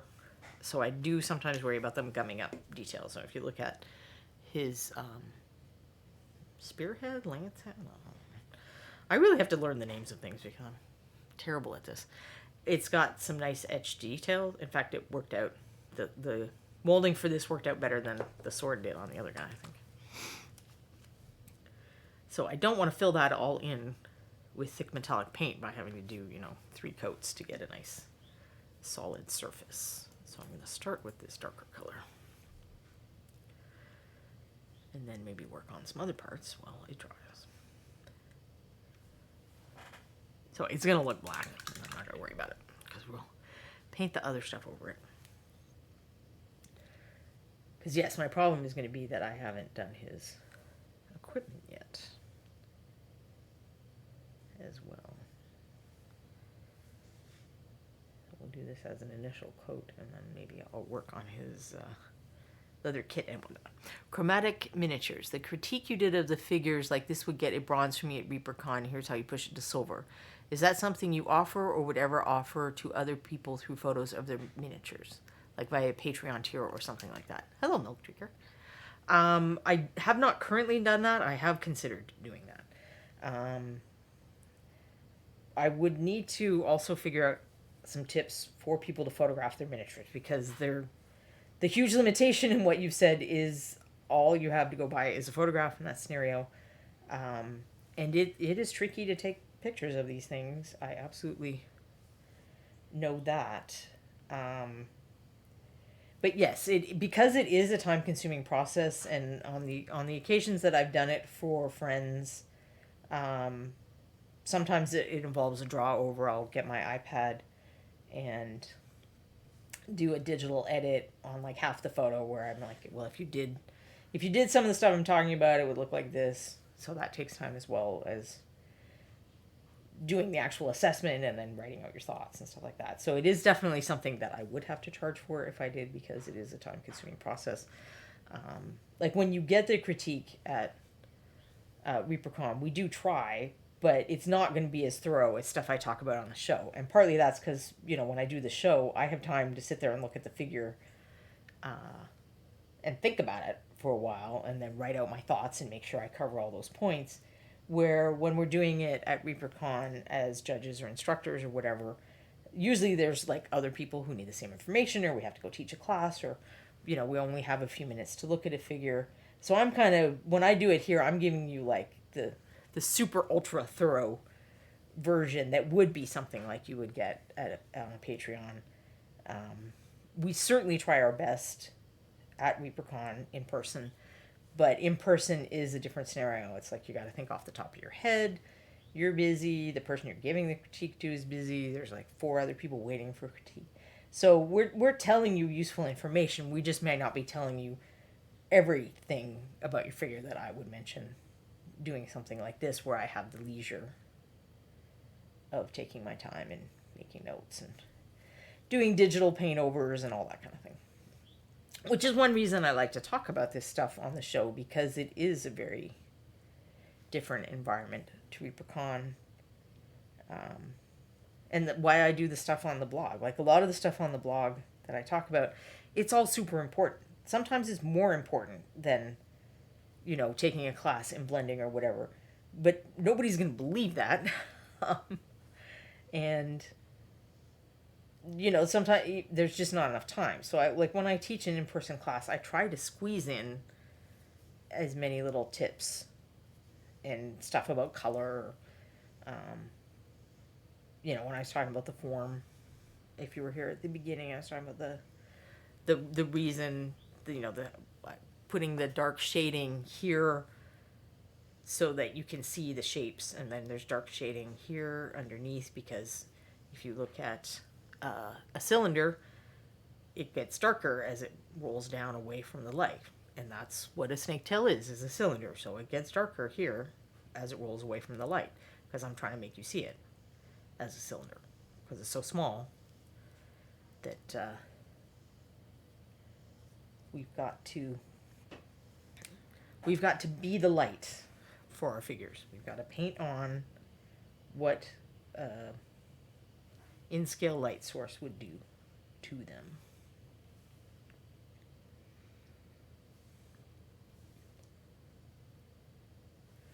My concern has been, the reason I haven't been doing that is because I don't want to offer anything additional in my Patreon until I'm, 100% confident that I could fulfill it time-wise. I've been thinking that it might be better to do something like critiques as a one-of instead of a monthly thing, because maybe you don't want it every month. But, if you could get a one-time thing, and then I can only offer it when I know that I have time and I'm not like super behind on something that Ron wants me to do.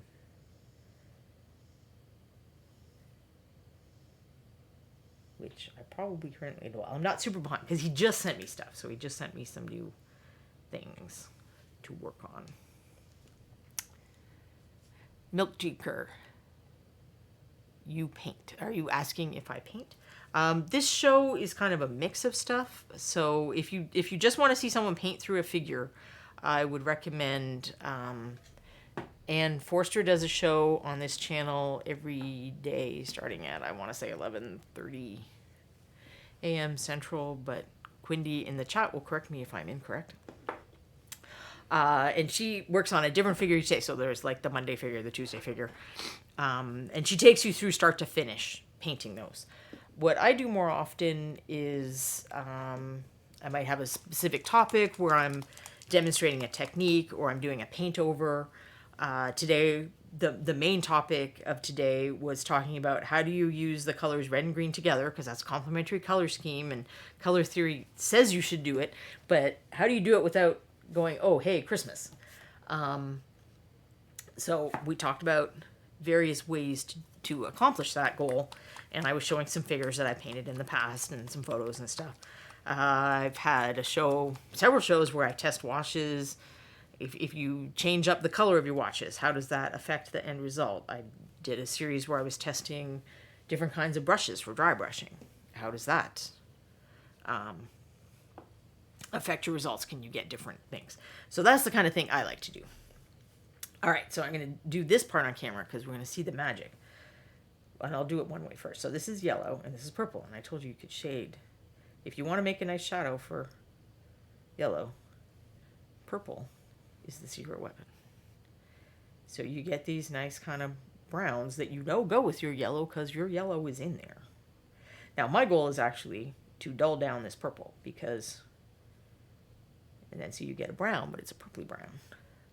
I should have got my little piece of paper. Where's my piece of paper? So you don't have to look at the glare. So it's brown, but it's a little purpley. And I think I might make it even just a little more purple still. So when you do the complementary color thing, it doesn't always have to be super obvious. Like when I was doing on the previous Snake Man, there is blue on his gear, but there's also blue in the shadows, and there's blue in the shadows here. It still works as a complementary.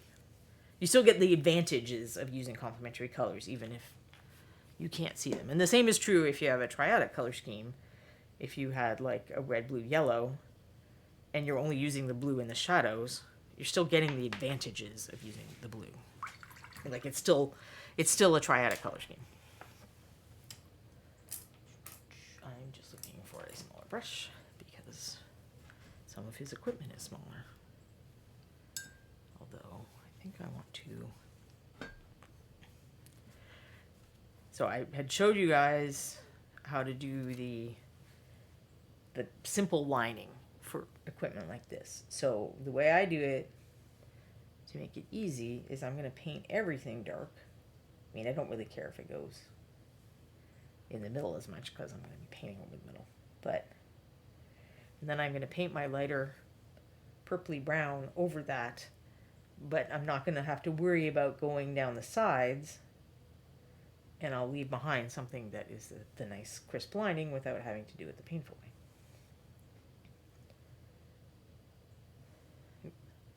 Sorry, I am normally better at staying in view for what I had done for like the first 3/4 of the show. I had to change my normal camera setup. I do normally spend quite a bit of time actually before I start streaming. I start every day at like 2, and I turn on all the equipment, and I check that it's working and the cameras are working, which is not always the case. And then I make sure that I've got it set up in the right place and that I'm set up in the right place to hope that you can see me while I paint. And then I go back and I watch the restream and I realize that I was out of camera view half the time. So that's fun. But I do try. I just want you to know that I do try. So see, I got the bottom of the strap. Now I'm going to come back and get the top of the strap. And that's typically how I do it. I'm not trying to get both sides right at the same time. I kind of have a motto. Paint one side of the line at a time if you can. So it's like I'm worrying about if I'm getting the line in the right place. On the top of this strap, I have not gotten to the bottom of the strap. I do not care. Because I'm going to turn them over and get them from the other side. So you want to have your brush angled in the way that's easier for you to paint, which is why I'm using one of these holders. And then that's why I'm flipping him, because if I can, paint in this direction, make the same stroke as much as possible, which is actually pulling down as my usual stroke, then I'm building up muscle memory just like an athlete. Except whatever the opposite of an athlete is, because clearly I'm the opposite of what an athlete is. But it is a similar concept to how, someone trying to shoot baskets just does the same thing over and over and over again. The more you make your brush stroke the same and just change other factors to get the maximum variation in value out of that brush stroke, the more quickly you're going to be able to make that brush stroke better than if you're trying to move your hand around all the time. You are changing too many factors and you're not building that muscle memory as well.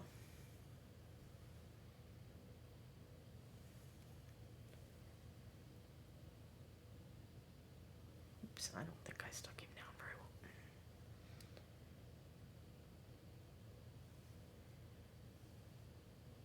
There is one paint that I wish I had that I don't have because there's a little chip on this guy, because these guys have been rolling around for like 2 years or something, I think, in my stuff I haven't finished with yet box. And bones are pretty sturdy, and paint on bones is pretty sturdy, but I probably let it get jostled against something else a little too much. And there's a chip.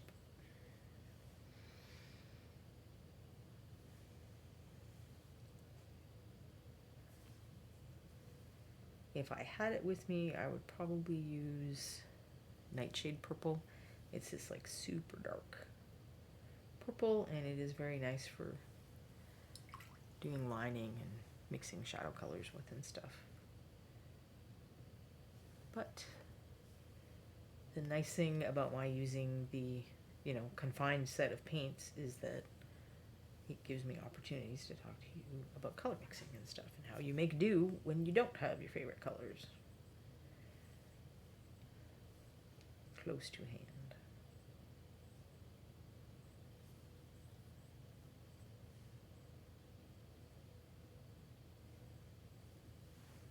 He's not staying in focus, is he?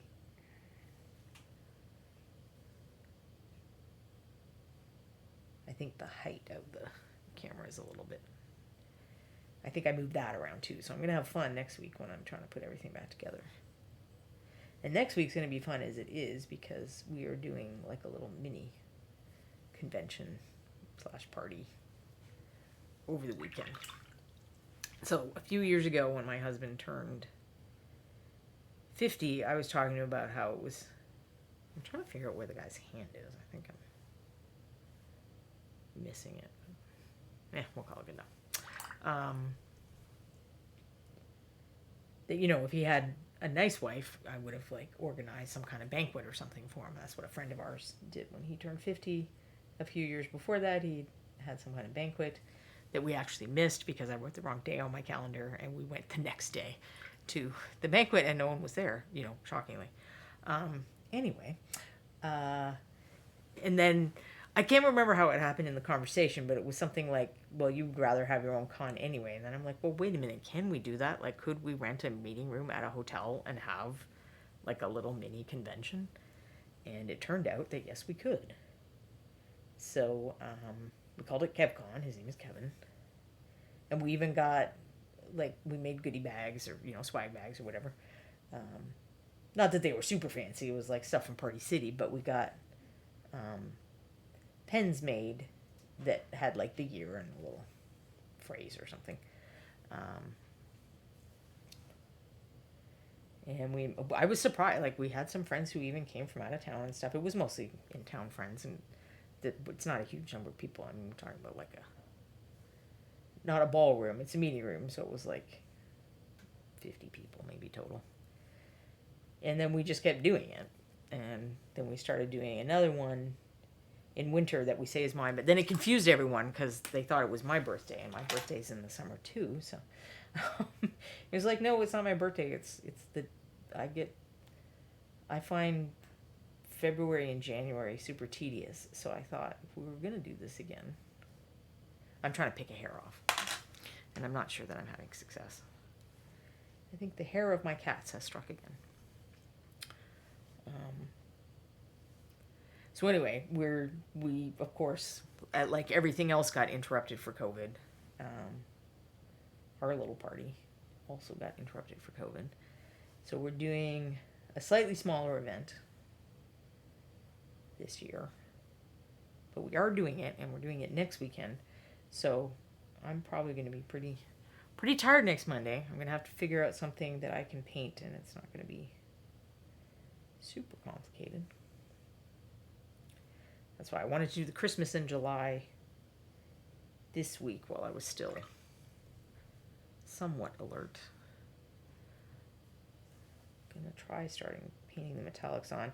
So I know that if it's wet in these crevices, and so I would not highly recommend doing this, but I'm using the side of the brush like we've talked about, so that hopefully I won't go in those textures, and of course I did. But we're going to do a wash over there like we did with the other guy, so it will take care of it. But this is one of those don't do this at home deals, I think, is what I'm trying to say. Let your paint dry before you start painting on the second coat when you are painting at home. But I always want to try to keep things moving so that's not boring for you all. I mean, you have to listen to all my boring stories as it is. I gotta try to keep the painting moving at least.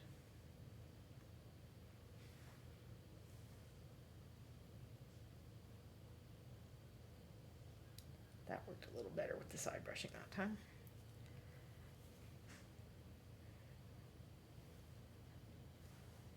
Now I will still have to do a second coat because that's just how it is with metallics sometimes. But I should not have to do 3 coats.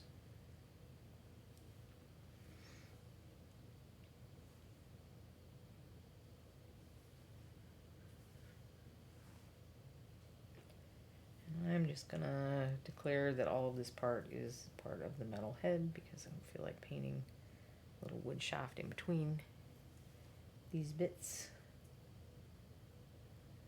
Then we'll say after that is wood. Carved wood.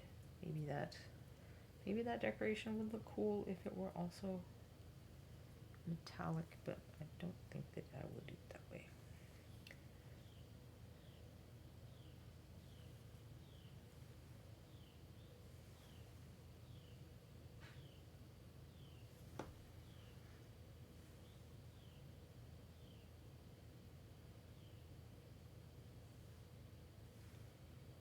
But this part has to be metallic because I'm pretty sure that when he needs to, he just turns this around and conks people on the head with it.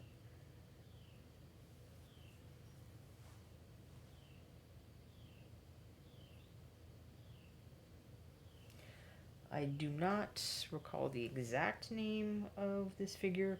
They're all Nagendra. The first one I showed is part of a pack with Nagendra Swordsman. And then there's, I want to say something like Nagendra Warriors. And then there's also another pack of 2 that are like the leaders. And that includes a spellcaster one and a guy who has much fancier armor. Like he's got a whole cool breastplate thing.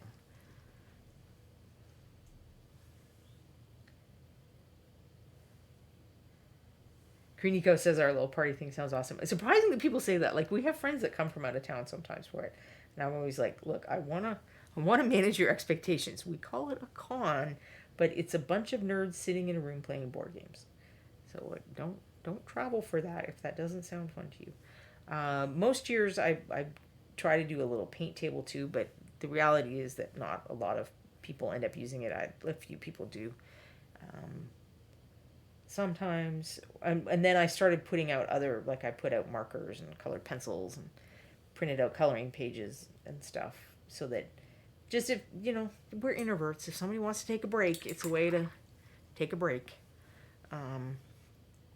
But it doesn't get a lot of use, and it takes up a couple of tables, and it's a lot of effort to put up. So I thought, well, if we're just doing kind of the minimalist version, we'll be a little more minimalist this year. The first year we tried to really include a lot of different. We had video games, we had role-playing games, but the vast majority of our friends are board gamers, our local friends at any rate.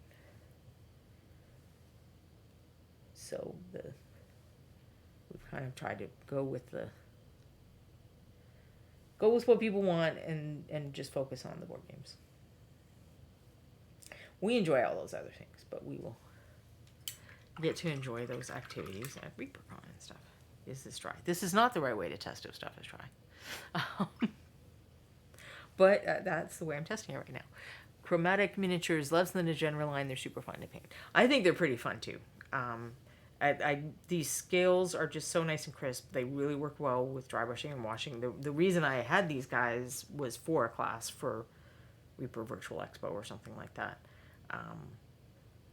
So I was trying to pick out figures that, I could show the basic techniques on, and it would be fun and look pretty cool when people were done painting, and I think that they did.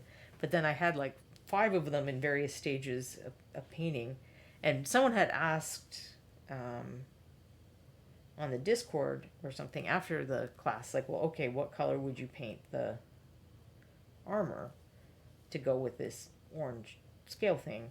And it kind of got me thinking about it, and I'd sort of been thinking about it this whole time, on and off. I'm not going to say it's been occupying my every thought or anything. And I thought it would be fun to take the miniatures and explore some different possibilities, since I had multiple copies of them.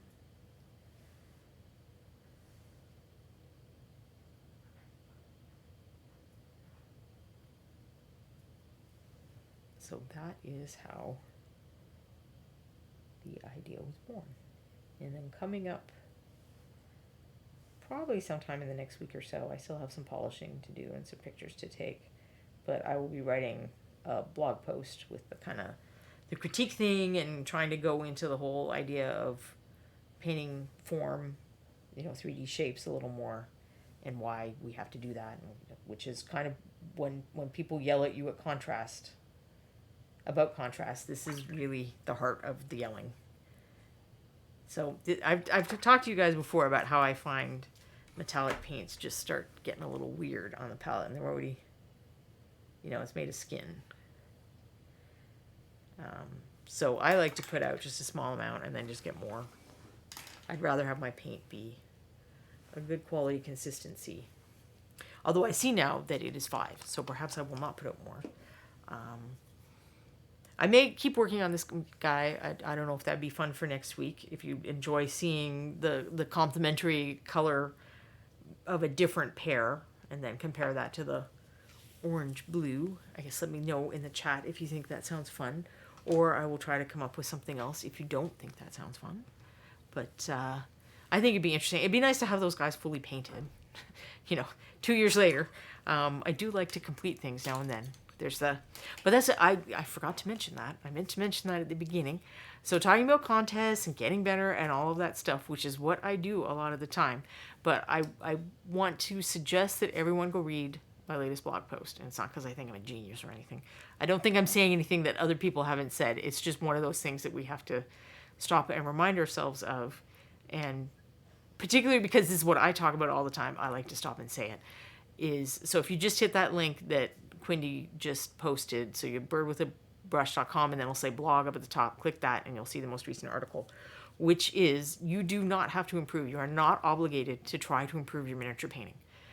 And that may seem obvious to some of you to say, and some of you may, if you sit and think about it, it may be a revelation.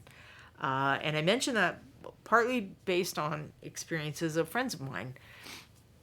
Because I had some friends who one day sat down and thought, I don't enjoy the treadmill of I go take a bunch of classes and I try to improve my painting and then I put a miniature in the contest this year and hope that I've finally done better and rinse, repeat, do it next year.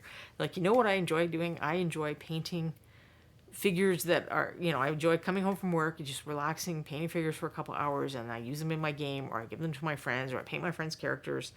And that's what I enjoy. And I used to be way more into contest painting than I am now. I still like display painting. I still like challenging myself. I still like learning, but I don't enjoy the process of painting something specifically for a contest anymore. So I still enter the MSP Open because I can take stuff that I painted for Ron or myself or whatever and put that in the contest. And there's the Atlanta Miniature Figure Show it's a similar structure. You can just put things in. It doesn't have to be brand new to the contest. A lot of convention related contests or online contests it has to be something no one's ever seen before. And then you're really trying to push everything because only 3 people win. So if you really want to have a chance at winning, you got to have like an amazing base and convert it and paint it. Then you're like trying to chase. It's like chasing the algorithms on YouTube or Instagram or something. There's all these things you're doing because you think you have to, and I don't enjoy that. I get more satisfaction out of painting something and it makes Ron happy, and then people look at it in the store and they like it, or maybe they, it helps them figure out what color they want to paint their guy. I find all of that more enjoyable than like spending a lot of effort on something and hoping maybe I'll win and get some recognition. So there are a lot of great reasons to enter contests. Deadlines help push some of us to actually finish stuff, or for many years, I would learn all these fancy techniques and then I wouldn't use them until some kind of contest pushed me to do it. But it's really important to figure out what you like about painting and then do that thing. And it doesn't matter if other people paint better than you. You don't have to paint to a certain level to post your pictures. You don't have to paint to a certain level to play games. You don't have to paint to a certain level to come to the MSP Open and enter the contest. Like, we just like seeing miniatures. Everybody there just loves miniatures. So you don't have to be the best of the best to be in the contest. You can just grab a figure off your gaming table that you think is really cool and put that in the contest, and we're all fine with that. You maybe won't win a gold medal, but we enjoy looking at it. So because I talk about improvement related stuff all the time, I thought it would be helpful or useful for me to stop and say, like, if you're not into it, like, don't. It's your hobby. And we have this idea, like, there's a lot, like, if you take up hiking or whatever, nobody minds if you're just, you go walk a trail on the weekend. Like, they're not expecting you to enter hiking competitions and be the best hiker in the world. But when we do artistic stuff, there seems to be way more pressure on that. Like you can't sing unless you're good at it. You can't draw unless you're good at it. You can't paint unless you're good at it. Like, we let kids do these things and we don't let adults do these things just for fun in our culture. And I think we need to do that. We need to just say it's like, I think adult coloring is great. Like, people just sitting there having fun with color and paint.